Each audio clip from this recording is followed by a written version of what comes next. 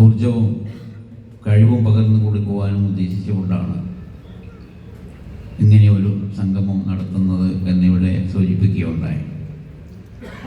നമ്മുടെ മാതൃസംഘടനയെ സംബന്ധിച്ചിടത്തോളം മുസ്ലിം ലീഗാണെങ്കിലും അതിൻ്റെ പോഷക സംഘടനകളാണെങ്കിലും ഒക്കെ മെമ്പർഷിപ്പും അതിൻ്റെ അടിസ്ഥാനത്തിലുള്ള കമ്മിറ്റി രൂപീകരണവും ഒക്കെ കാലാകാലങ്ങളിൽ നടന്നു വരാറുണ്ട്.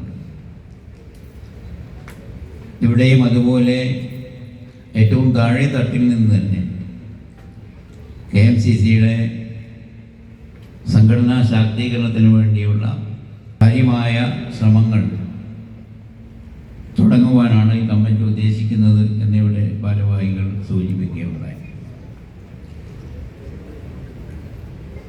നമുക്കെല്ലാം അറിയാവുന്നതുപോലെ കഴിഞ്ഞ 50 വർഷത്തോളമായി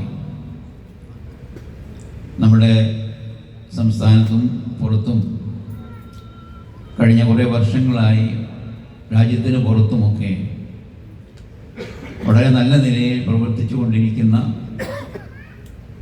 മറ്റ് രാഷ്ട്രീയ സാംസ്കാരിക സംഘടനകൾക്ക് മാതൃകയായിട്ടുള്ള പ്രവർത്തനങ്ങൾ കാഴ്ചവെക്കുന്ന KMCC ഒരു വടവർഷം പോലെ പടർന്ന് പങ്കെടുത്തിട്ടുള്ള ഒരു കാലഘട്ടത്തിലൂടെയാണ് നമ്മൾ കടന്നു പോകുന്നത്.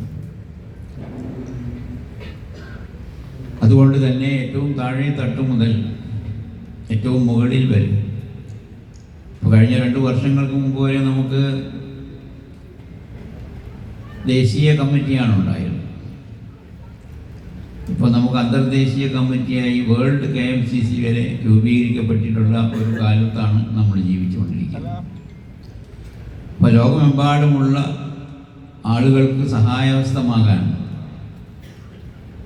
ഇത്രയേറെ പ്രതിബദ്ധതയും ഡെഡിക്കേഷനുമുള്ള മറ്റൊരു പ്രസ്ഥാനം ഇല്ല എന്ന് നമ്മുടെ എതിരാളികളെ കൊണ്ട് തന്നെ പറയിപ്പിക്കാൻ നമുക്ക് സാധിച്ചിട്ടുണ്ട് എന്നുള്ളത് നമുക്കെല്ലാം ഉത്തമ ബോധ്യമുള്ള കാര്യമാണ്.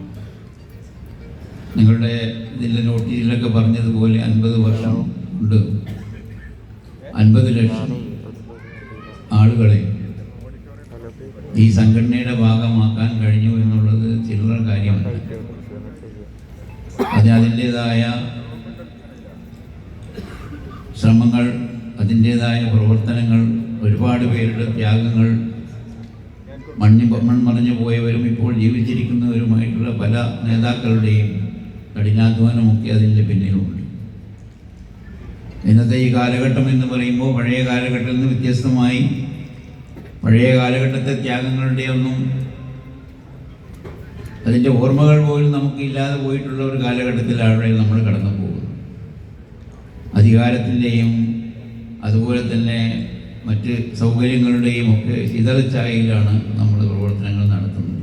പണ്ട് അങ്ങനെ ആയിരുന്നില്ലല്ലോ. അപ്പം അങ്ങനെയുള്ള ഒരു കാലഘട്ടത്തിൽ പ്രത്യേകിച്ച് നമുക്കറിയാം പുതിയ ജനറേഷൻ അവരെന്താണ് ആഗ്രഹിക്കുന്നത്, അവരുടെ മനസ്സിലുള്ളത് എന്താണ്, ആ മനസ്സിലുള്ളതിനനുസരിച്ച് പ്രവർത്തിക്കുവാനുള്ള അവസരങ്ങൾ അത് വിദ്യാഭ്യാസ മേഖലയിലാണെങ്കിലും മറ്റ് സാഹിത്യ സാംസ്കാരിക മേഖലകളിലാണെങ്കിലും ഒക്കെ അതിനുള്ള സൗകര്യങ്ങൾ ഉണ്ടാക്കി കൊടുക്കേണ്ട ബാധ്യത മുതിർന്നവരായ.